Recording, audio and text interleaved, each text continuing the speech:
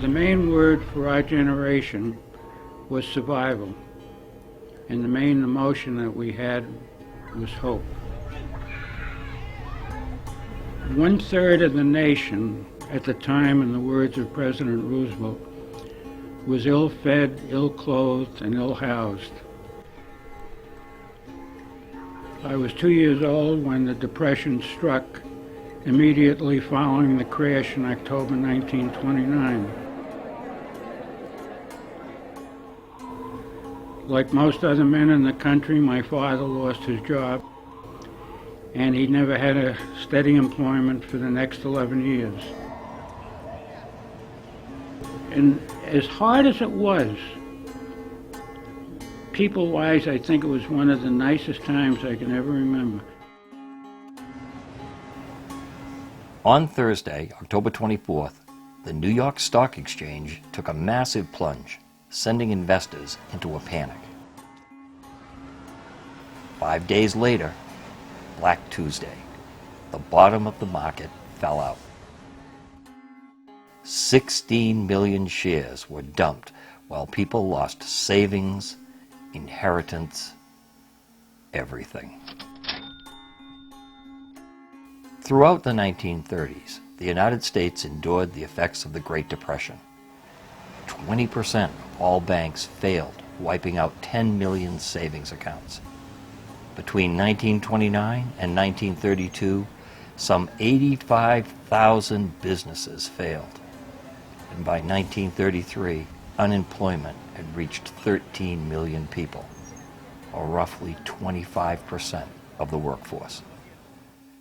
3 times the number of people were admitted to state and mental hospitals, while suicides rose by 30% from 1928 to 1932. The nation turned to the federal government for assistance, only to find a disconnect with one administration and an unprecedented response from another. The Depression reached every city and town across America. This is the story of everyday Americans from Massachusetts and beyond as they found the courage, determination, and hope to survive the Great Depression.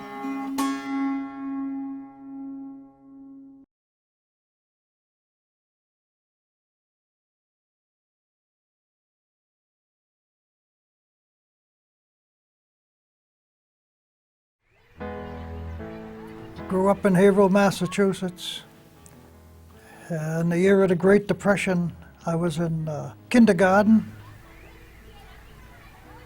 We all became pretty much adults. 5 years old, you become an adult.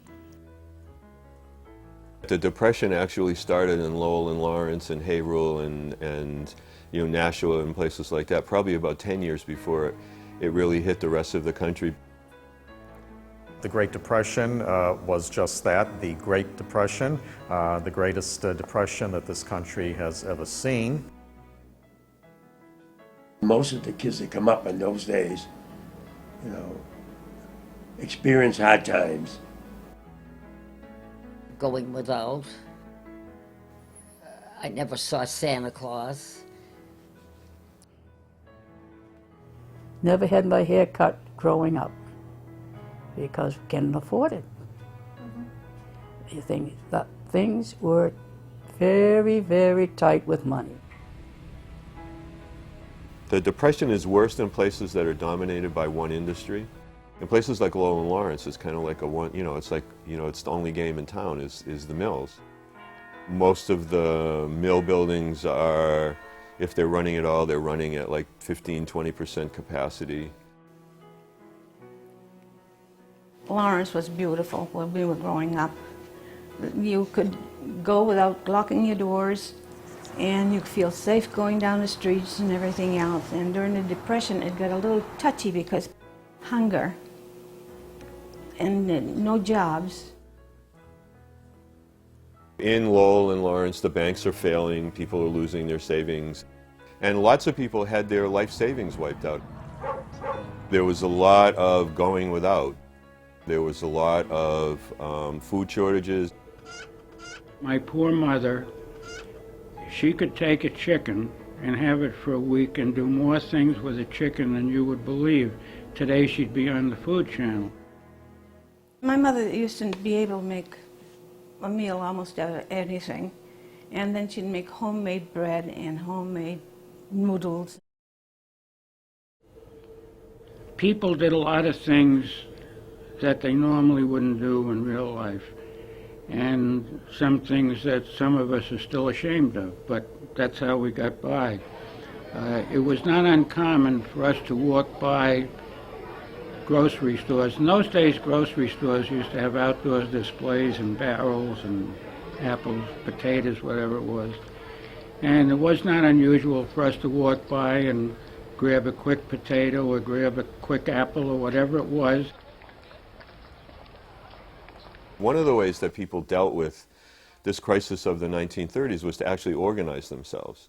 And so this was quite significant too. Even though people were struggling and suffering, people rallied to help each other. Twice that I can remember, and there may be other times, that we were evicted from where we were living for non-payment of rent.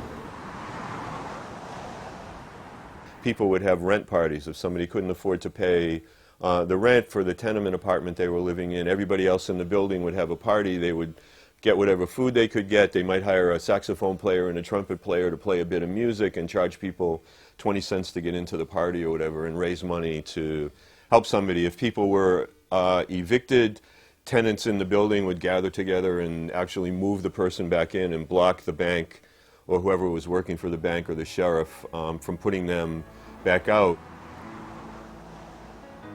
There was a lot of generous people around. In fact, the International Institute would give children lessons either on dancing or something or the other, no charge, just to keep them busy and keep them off the street. People organized this cool thing called penny auctions. If a bank or a mortgage holder for a farm came to auction off the farm, the whole community would organize and one person would bid 1 penny. It would then be a legal auction and then nobody else would bid. They would be forced, the bank, to sell the farm for 1 penny. People would then get the mortgage, their house would be, the farm would be paid for, and they would have the farm. And so there was a lot of really clever, I think, and creative ways that people banded together. It was just like one big family. If anything, we tried to help each other, and in every which way. If we thought they were low on food, we'd tell them to knock on our door. If we have it, we'll share it. That was the kind of neighborhood. And if they made a cake or something, come and have some coffee, I've made a cake. It was, there was that nice closeness. Lots of these cities fall into significantly high unemployment, the kind of unemployment that's going to begin to hit the rest of the country several years later. The story of these places is it hit sooner and lasts longer. We were all poor, but we didn't know the difference.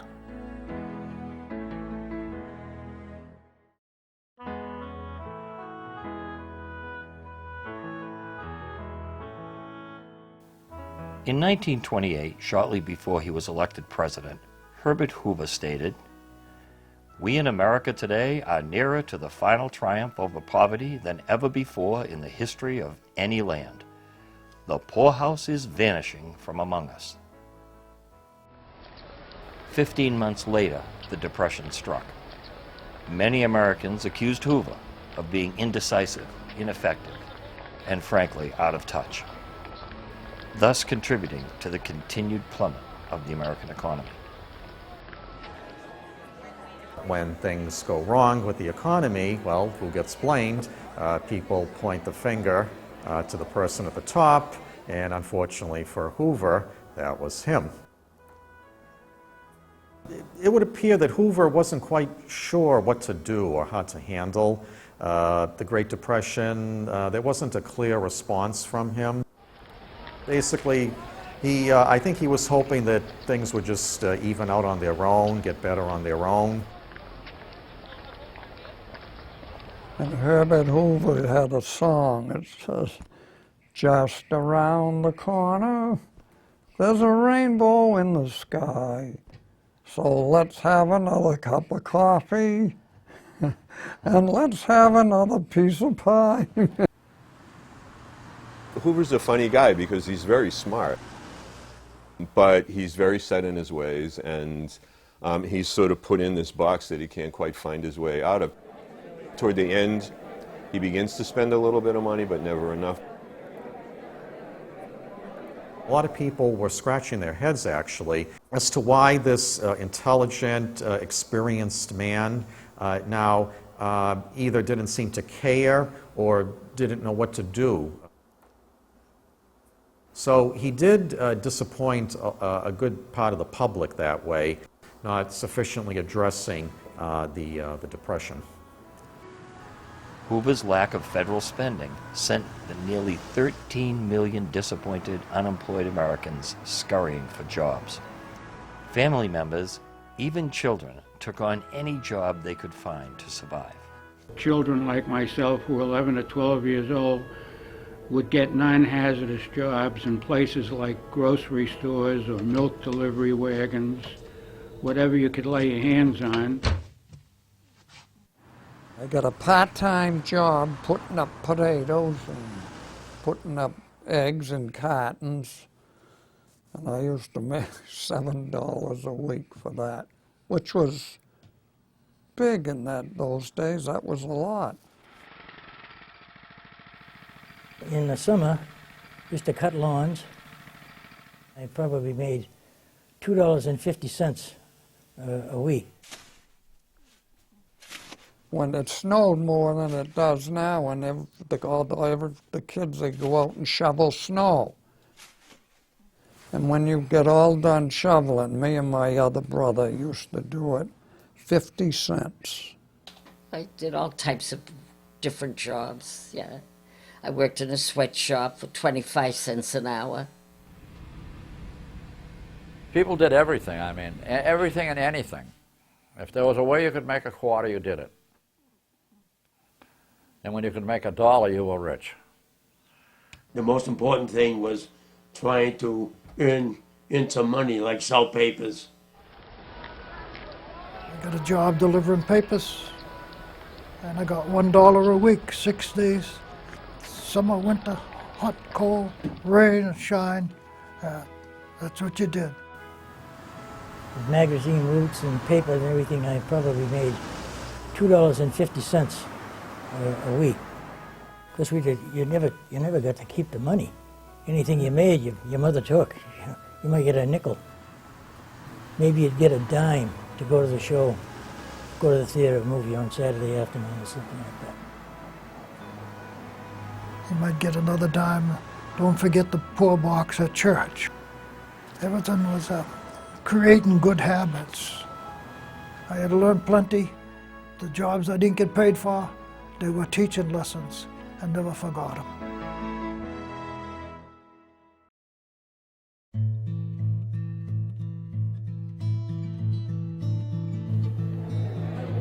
Volunteer welfare workers and stuff would have urns of soup. And you could get in line for that and bring it in a pot or whatever, and then bring it home. And then they had what they called bread lines, in which they would literally give out bread. And most people around it should go through the line and for the soup or for the bread, and the person would say, how many in the family? And you'd say 4. And so the guy would give, you'd bring your own bucket or bowl, give you enough for 4 people, give you 4 loaves of bread, 4 slices of bread, whatever it was. I stood in bread lines. In the city of Haverhill, we had 20th Century Bakery. And Mr. McManus owned the bakery. At the end of the day, when his truck drivers came back, and he would take the older stuff, day old or whatever they picked up one day, we'd go down there. There was no line. It would have been futile. There were just more people than there was bread to give away. And you would stand there and make grown women, old men, other boys, girls, We might be 150 kids over there. And we were hoping we'd get a loaf of bread. They would have to throw it out. He'd pick out somebody in the crowd and he'd throw you a loaf of bread today, hoping he could remember that you got one yesterday. When you come tomorrow, somebody else. And that's the way they passed out the bread. We'd go down to City Hall and get in the bread line and get probably some eggs and butter or a piece of pork, or you never knew what you was going to get. Here's what you've got: prunes, flour, margarine, and powdered milk.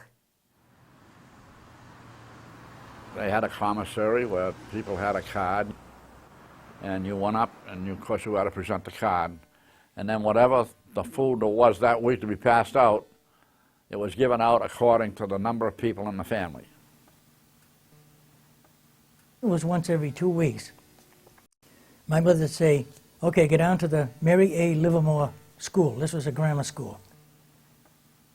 We used to take the cart and go down there and stand in line. Now, everybody knew everybody, and they knew that we were the Hallians coming in.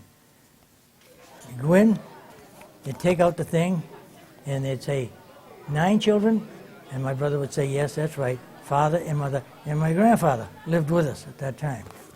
Okay, over there, well, they used to take flour, Right. yeast, sugar, Beans.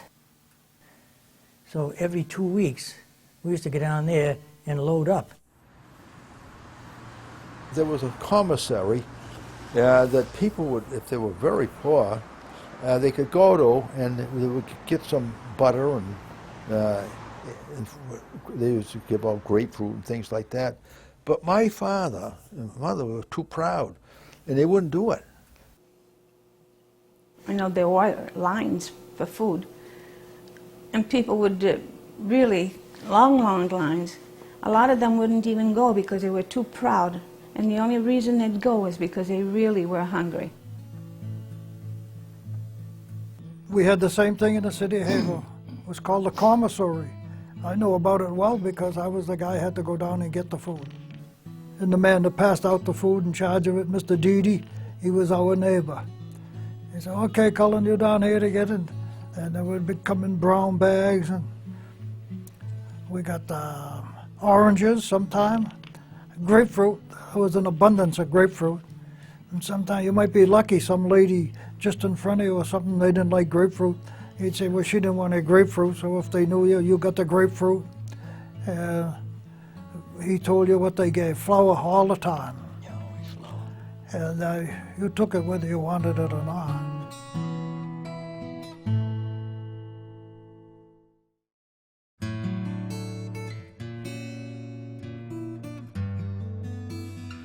When it came to clothing, the motto was, use it up, wear it out, make it do, or do without. Many were involved with an early form of recycling, but they didn't know it. Families and friends would hand down clothes to those in need. If the size was too big, you'd eventually grow into them. We didn't have a choice of, oh, I want to wear this or that today. We wore this today, and we wore it again tomorrow or the next day. As long as it was clean, we wore it. To say that I had any new clothes between 5 years old and 18 years old, they were few and far between. We wore the clothes, and we wore the clothes, and we wore the clothes, and washed them, and washed them, and washed them. As children grew, they would exchange with their fellow family members, with their friends.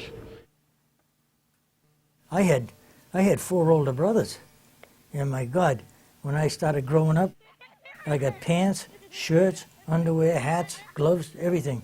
They just were handed right straight down through until they finally wore out. I would wear hand-me-downs. When somebody outgrew something, I would wear their things. Or when somebody died, they'd get some of their clothes. I remember wearing the same dress for about a year to school. Yeah. Well, I had no clothes, that's for sure.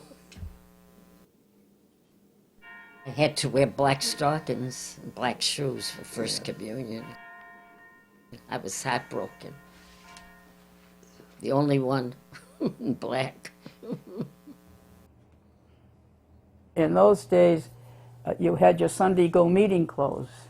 At Easter time, you'd get a new dress if we could. And we wore it Easter. And now every Sunday we wore it. We didn't wear it every day. We had to wear it again every Sunday until that was it. One pair of shoes in the winter and one pair of sneakers in the summer. Had one pair of shoes, and they had one pair of corduroy pants for the winter, and God help you if you tore them. What we did in the wintertime was to take whatever footwear we had and stuff them with cardboard and newspapers to keep our feet warm and dry. And of course, if the snow was deep, they just got wet. A lot of times I would get a boil on the back of my shoe and then get an infection because the shoes just didn't fit right. And if somebody really needed a pair of shoes or something real bad, your turn hadn't come around, and get the electricity shut off for a month and maybe save $3 or $4 so that kid could get a pair of shoes. That's the way it was.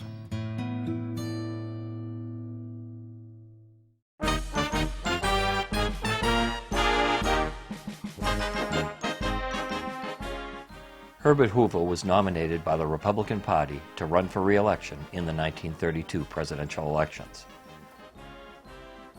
Along comes 1932. It's time for re-election. And Hoover now, of course, has to face re-election and renomination, but under the gloomiest of circumstances. By this time, the American people had lost hope in their leader.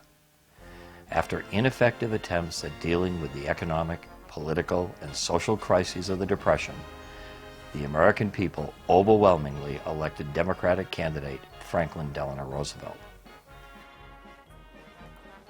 In the end, it was a convincing victory for FDR. When he came in, he immediately did things that he said he was going to do. And that's a big thing for a politician, because most of the time, as we know, that doesn't happen.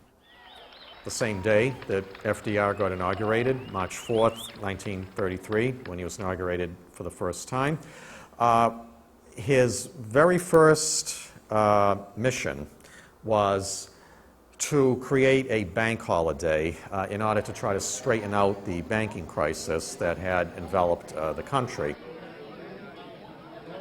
His first thing was to fix the banks, to prop the banks back up, to help people get a better sense of security if they put their money back in the bank. He did more with nothing to start. He put the United States back on prosperity. The strength of Roosevelt, I think, at least from reading biographies and listening to what other people say, is that he was smart enough to know what he didn't know, unlike a lot of presidents who think they know everything and they really know very little.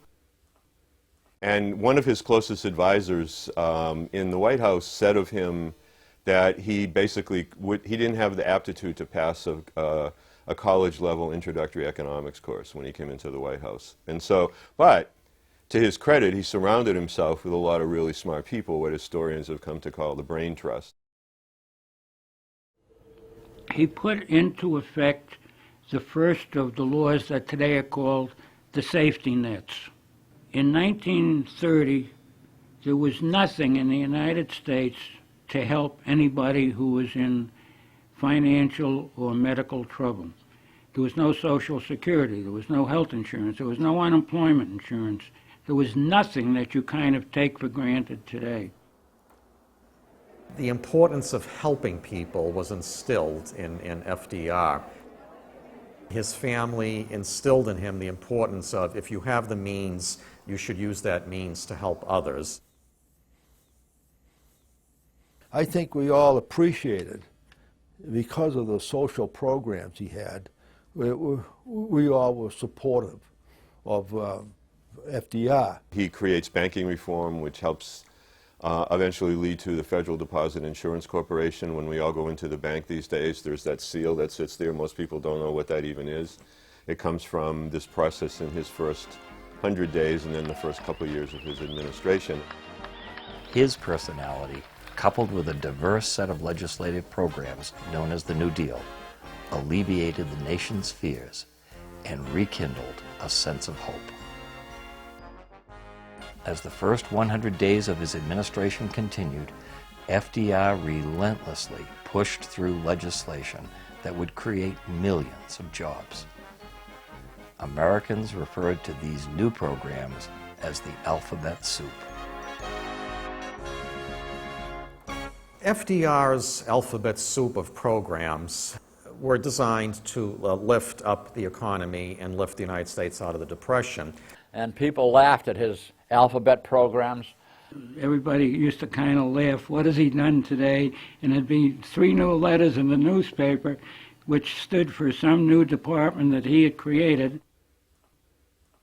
He creates these programs, the Civilian Conservation Corps, the Works Progress Administration, the Public Works Administration.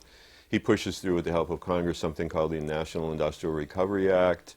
The list could go, we could spend, a long time just listing off, as my students do refer to it, the alphabet soup of agencies.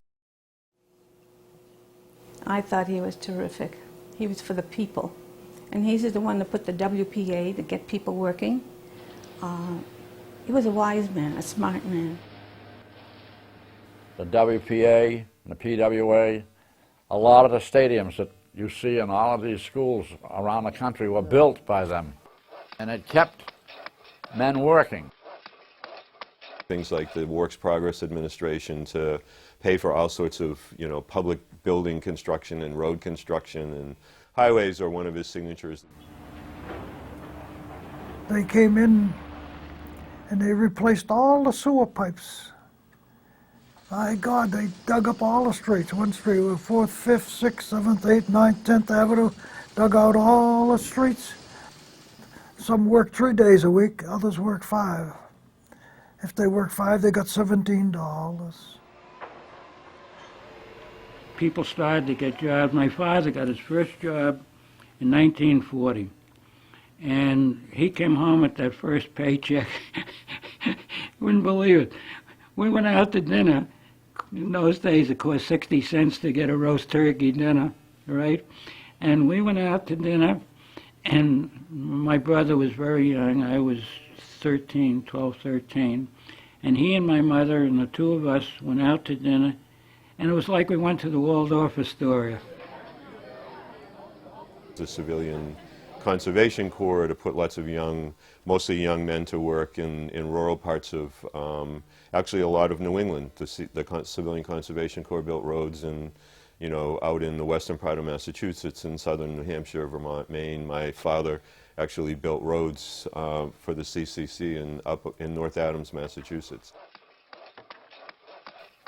And the CCC, the Civilian Conservation Corps, took the young guys, 16 to 18 years old, off the streets so that they weren't getting in Dutch and drinking or getting arrested.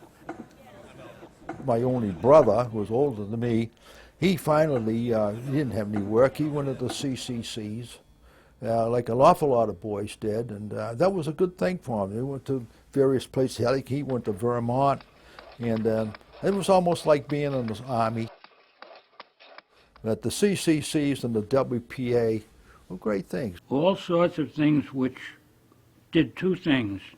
They put people to work, but they also had a good product at the end, whether it was electricity or conservation, whatever. But Roosevelt, again, even though he didn't, I think, maybe spend enough, he's at least telling people, And he's, again, a very reassuring figure. When you see pictures of him, he's always got this incredible smile. He's usually got a cigarette, you know, with a biggest cigarette holder, and he's like this very jaunty character. And I think he does convey this sense of, you know, the possibilities. And that's really what I think is his power. When he said, I'm going to try and do this, or this is the way things are, people began to trust him and believe in him. And as he succeeded more, then more and more confidence came. We trusted him.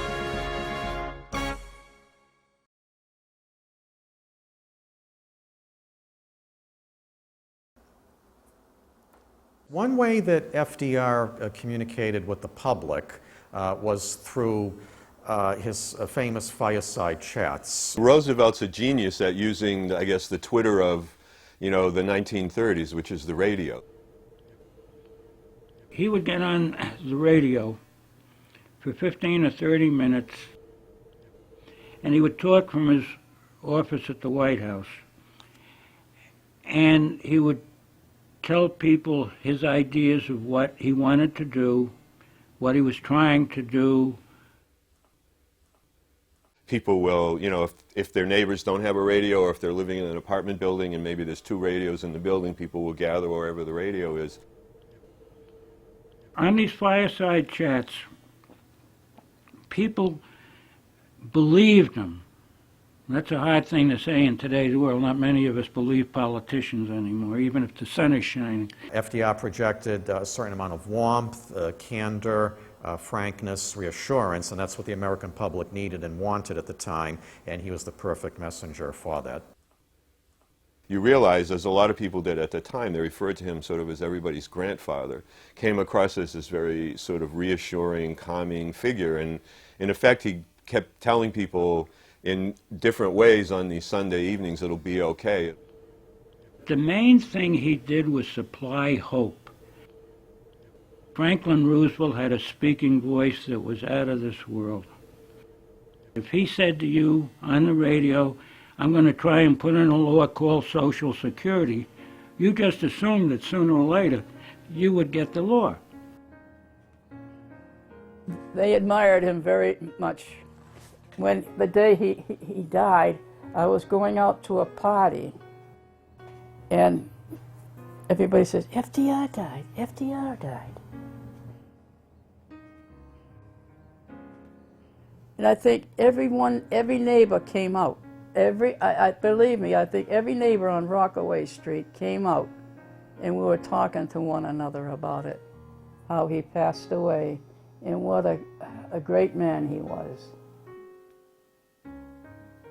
His greatest statement, which is really true, he said that there is nothing to fear but fear itself, and that's true. And of course, when he died, everybody was sad, because we thought he helped the people out an awful lot. I consider him the best president in my lifetime so far, unless somebody else comes along. We haven't seen the likes of him yet.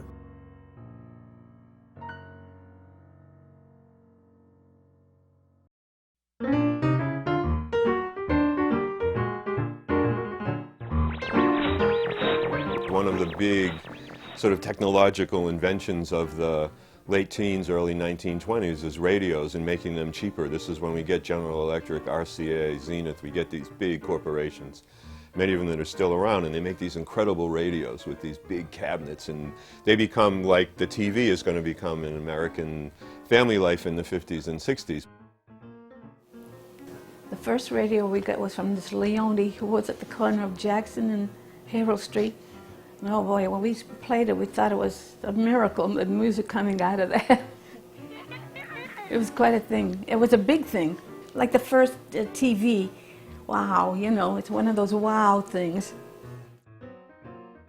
When radio first came out, there was a guy down on Merrimack Street, Bill Soucy, and he had a radio and he had the earphones, and a bunch of us went down there outside of his house, and he used to pass the earphones, let us all get a crack at it too. listen to the fight on the radio. That was before, just when radio came out, way before television come in. Now the YMCA, if you wanted to go up and listen to the fights, you had to bring a note with you to the director, and then you could stay and listen to the fight on the radio. And when Joe Louis, some of his fights, he'd just start in 1 minute and 29 seconds, it was all over. Joe Louis was the big guy, Jack Dempsey going out, and Joe Louis coming in, and all the fights, and my brother was in charge of the radio. He could work that thing.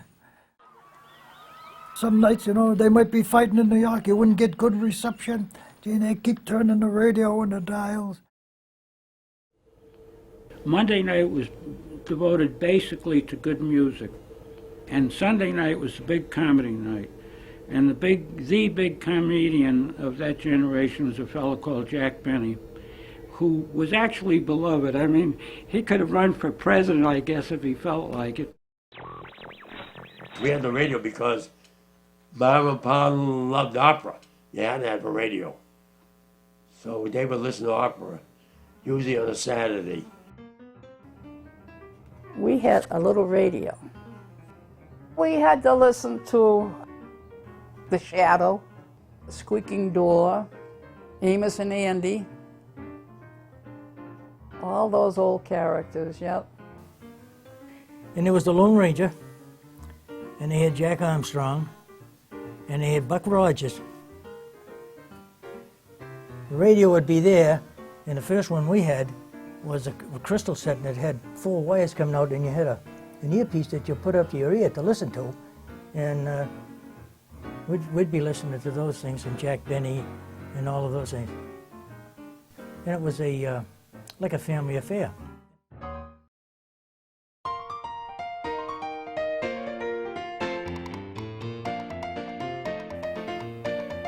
To go to the movies, it was a dime. Well, you couldn't ask your mother for a dime, she didn't have it. So we used to go to the dump around the barrels and scrounge out and get 2-cent bottles and return them, and we get a dime to go to the movies. We used to go to the movies for 5 cents, and we used to use it for the movies, which was at the Holy Rosary Auditorium.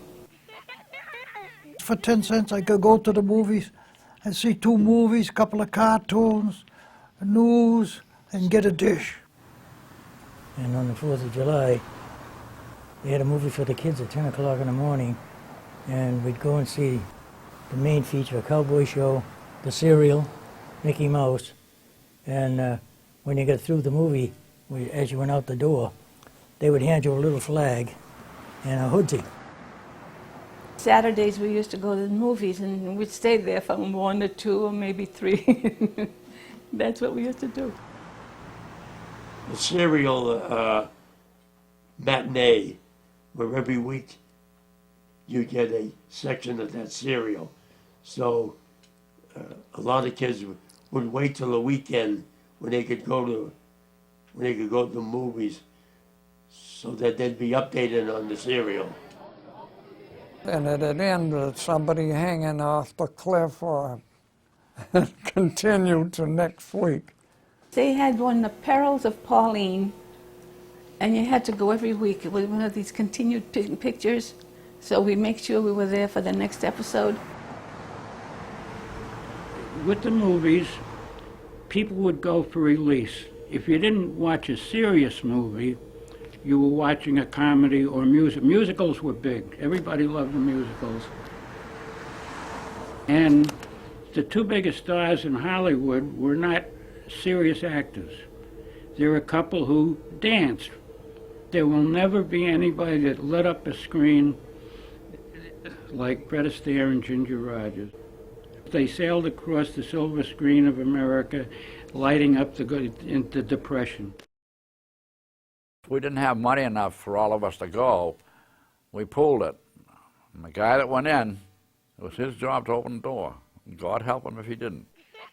He'd open the door and there'd be 8 or 10 of us, you know, we'd drift in, and of course you'd go right up those stairs and go in the men's room, and then you'd go out and you'd go sit down. silent films, and black and white. Dr. Thomas Sully, who used to be a dentist, he's passed away since, used to be the piano player to go along with the scenes. I remember as a kid going to the movie, the Premier Theater, and the first movie that I can remember seeing down there, the name of it was Fireman Save My Child. And then first cowboy one I remember was Bob Custer and Hair Trigger Baxter. Great thing about the movies was more than church, more than any other cultural source, we got our ethics and standards from what happened in the movies.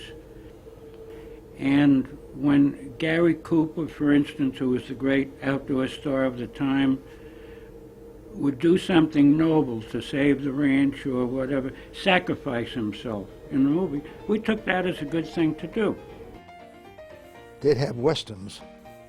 And of course everybody loved it because it was, it seemed like there were straight shooters, you know, always the good people won, and so you wanted to copy it.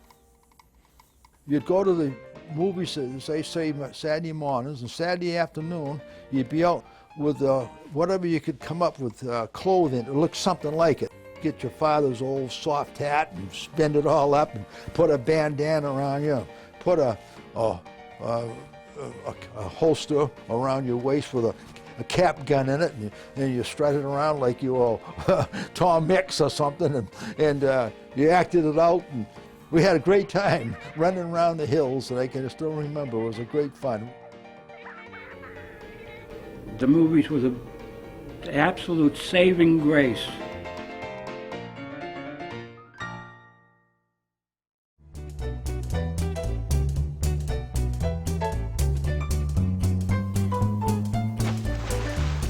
A lack of money, but we were always entertained. We entertained ourselves, and in the summertime we go swimming in the river, little river. Sometimes we'll go up to Plug Pond once in a while. No matter what was happening, which sport was on, it was the whole neighborhood that was involved in it. It seemed like every night after supper, say, and everything was all cleaned up, parents would go out on the front porch, you'd see them lined up, and all the kids would be out. They'd be playing relievo, kick the can, hide and seek, and the kids used to roller skate, things like that. Yeah, there was never a shortage of things to do. There was always something going on. Kids used to play hopscotch, jump rope, dodge 'em, red dog. There was a gang of us. We always had some games to play. Hey, come on out. We're going to play dodgeball. Come on, we're going to play this. We're going to play. There was about 10 or 12 of us. So that was great. The girls used to play hopscotch, jump rope. I could jump rope as well as any girl in the block. And whatever game. And of course, they used to get in. I had a sister that she could hit the ball farther than I could. She's 2 years younger than I am. When we were kids, we used to go to the playgrounds. If you didn't get there by 9 o'clock in the morning, you wouldn't get a glove. They had 9 or 10 gloves. We had a playground in the south end, and we used to go down there and play ball. If you didn't have a bat, you got a broom handle. And when you started out, you may have had a baseball, but when you got through, it was nothing but tape. Just a big ball of tape. But you could hit it and make it go, and that's all we cared about. When we played baseball, we had baseballs, and that baseball had the brass. Once the cover went, you taped it. You get a 5-cent roll of tape, and somebody would tape it, and you'd keep that. They might play a team on the other side of the city. That's how the people in the city got to know one another, the teams. They were all kind of make-up teams, you know, French group, Italians or whatever. Of course, we didn't have much equipment. When you played baseball, you'd throw some boards out for bases, and somebody would have a bat. Usually it was split and it was taped all up, and the baseball was so used that the cover was all loose. You taped that all up, and you'd play, and it was no umpiring. And you just went by honesty and spend all day playing baseball. And then when football came, you did the same thing with football. We used to go skating on the mall when it used to freeze over every winter. And we had what they called tubular skates. Yep. You had a key. You had the key for the skates. That mall used to be loaded with kids skating. And they had a refreshment stand there. In those days, not many people owned skates. And I didn't own any skates. Anytime I wanted to play hockey, I had to borrow somebody's. A friend of mine would have some skates, and I'd borrow his, and to put them on, and of course we shared sticks and so forth, to get on a pond, and maybe all the ponds around there were busy with kids skating and playing hockey. In those days, they had no report. They wore nicknames. I got a brother, Ace, and a brother, Bill, they called him Pepper. And I had another older brother, they called him Gush. And I had a sister, her name was Catherine. I don't know where this nickname comes from. They called her Dibby. My mother would send me up to the store lots of times, and lots of times I'd go up there to get some things. It would be rainy and wet and so forth, snow melting, the gutters full of water. I'd put boots on and lug my little boat up the street to go to the store. Well, I'd go up there lots of times and I'd have my boots on, so the guy started calling me Boots. And I was only about 6 years old, 7 years old. He started calling me Boots, and next thing you know, everybody liked it. I was able to go to the boys' club in the city of Haverhill down on Emerson Street, still there, the same place. That was really our after-school entertainment. Tuesday night, Mr. Bailey, he was the manager, and Tuesday night, Mrs. Bailey would come, and we'd have to go upstairs. They had a meeting hall, and we'd all sit around, and they'd made this god-awful cocoa, and they'd come around with saltines with a little peanut butter in there and give you two. And we used to have to sing Haverhill, Massachusetts is the place where we belong, and the other song was Right in the Corner Where You Are, you know, everything was to push that city of Haverhill. We would get out of Plum Island. And Plum Island I thought was paradise when I was a kid. I thought it was the greatest thing in the world in the summertime. And we'd get down to go to Plum Island. We'd get down to Water Street. And people would walk along Water Street heading for Plum Island. There'd be streams of kids. I would hit Water Street down by what they call Joppa. There's a boulder, and it's still there. And I can remember that boulder, they call it Bummer's Rock. You'd end up by standing down by Bummer's Rock. And whoever got there first would sit on Bummer's Rock, and the rest would stand there trying to get a ride. Well, people were very generous, and they'd give people rides. You'd go down to Plum Island, you'd spend the day down there, you may even bring your lunch, and play games and be in the water and really enjoying it, and then come home. Well, coming home, the line would be streamed out from the edge of the beach all the way down for about a half a mile, kids thumbing. And sometimes you'd end up by walking home, and you walk the distance. We walked everywhere we went. You walked to school and you walked down to the football stadium, which was a couple of miles. Only the wealthiest ones had bicycles. We couldn't afford a bike, and my brother wanted a bicycle so badly. So he went to the junk shops and he found a frame for a bike, and then he kept going back until he finally got the whole bike together. So then he brought it at the alleyway where we used to all play. And he says, Ann, get on the bike and you take the first ride.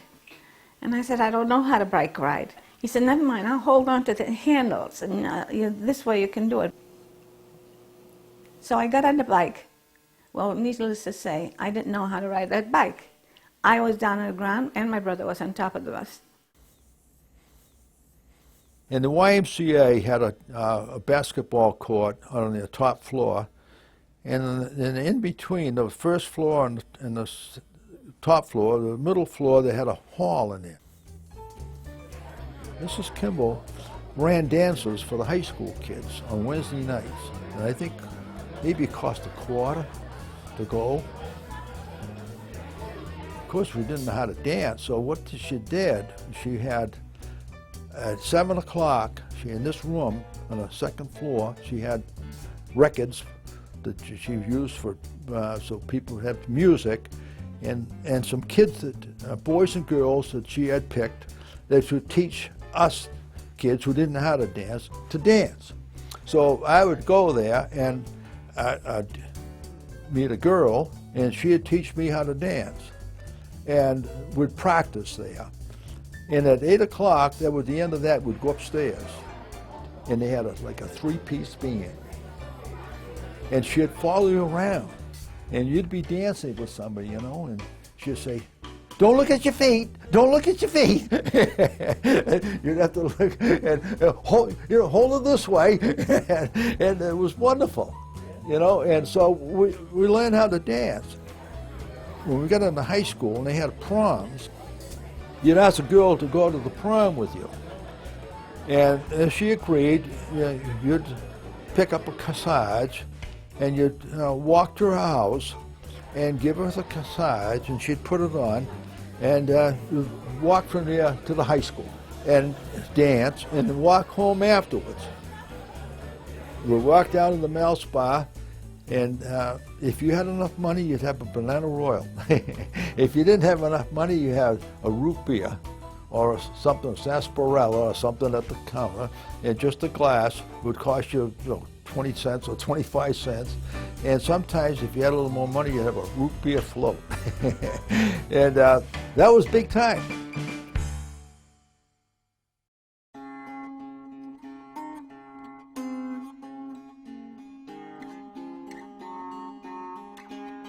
In the long run, it was hard, but everybody who survived, I think, got something worthwhile out of it.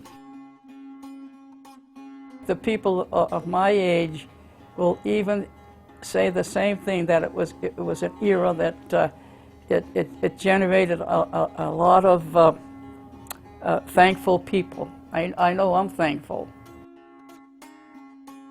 Times were tough, and like I say, when we got older, we realized that we didn't have much, but what we had, we enjoyed. People were able to find it within them to, again, organize themselves and help each other. The financial institutions are able to reassemble themselves, and people have a great deal of civic responsibility and civic engagement, and for me, that's part of the takeaway of that generation. People felt as though they needed to engage in some way in their communities, and that's a pretty powerful message. Going through that type of experience even helped building character. It made us a better people. It has taught me how to accept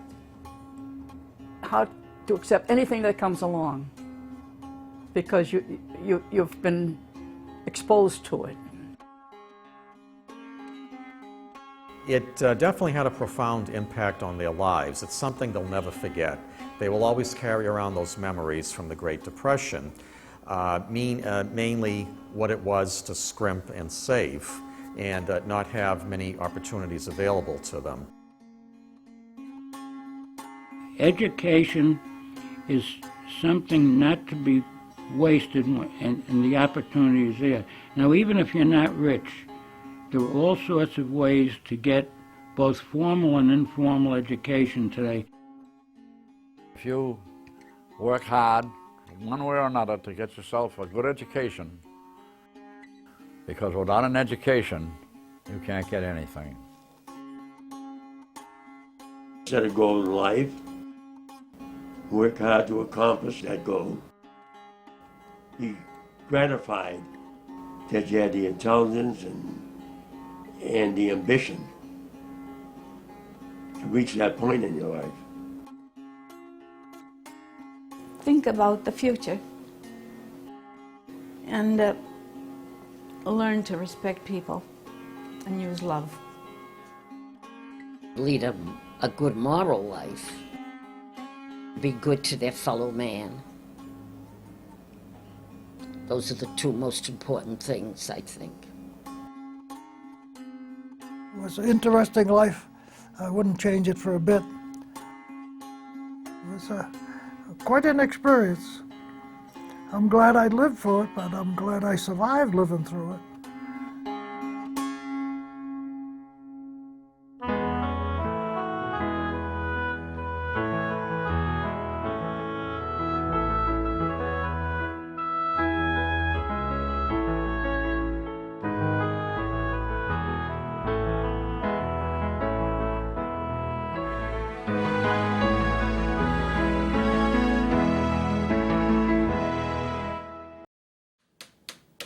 Looking for nuts!